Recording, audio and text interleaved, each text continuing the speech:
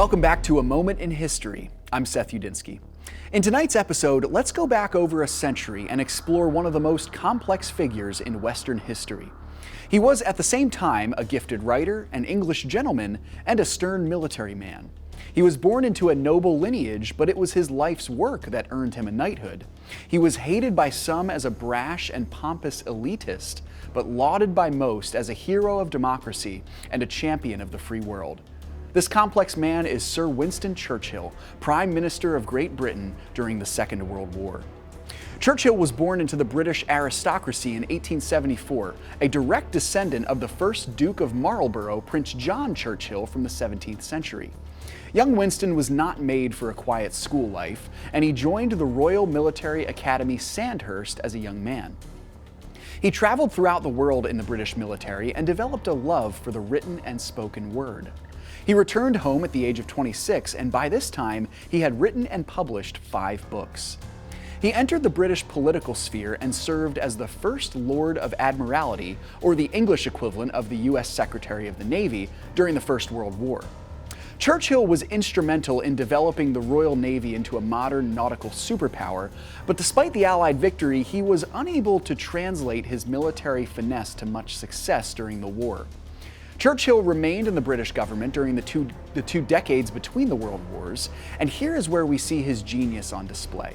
He was one of the first politicians in the free world to voice public concerns about the imminent danger of German nationalism under the rise of Adolf Hitler.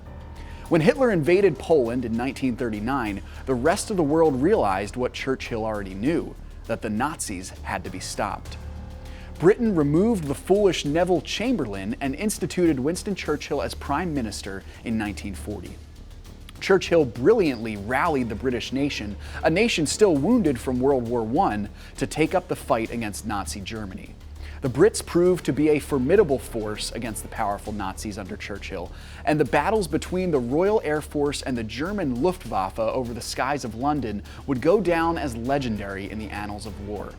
Under Churchill's leadership, Britain held fast as the leader of the free world against the Nazis until their chief ally entered the fray in 1941, the United States. The two superpowers led the free world to victory over the Axis, and after the war, when the Allies' fragile alliance with the Communist Soviet Union deteriorated, the US and Great Britain remained as the champions of the free world.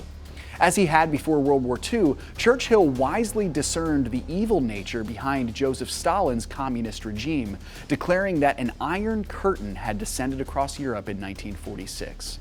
Churchill was knighted by Queen Elizabeth in 1953 for his great service to his country. He served as Britain's Prime Minister until 1955 and died at the age of 90 in 1965. Thanks so much for joining me once again for A Moment in History. If you enjoyed this video, remember to like and subscribe. And if you want us to cover one of your favorite moments in history, you can tell us in the comments. Now stay tuned for some new content.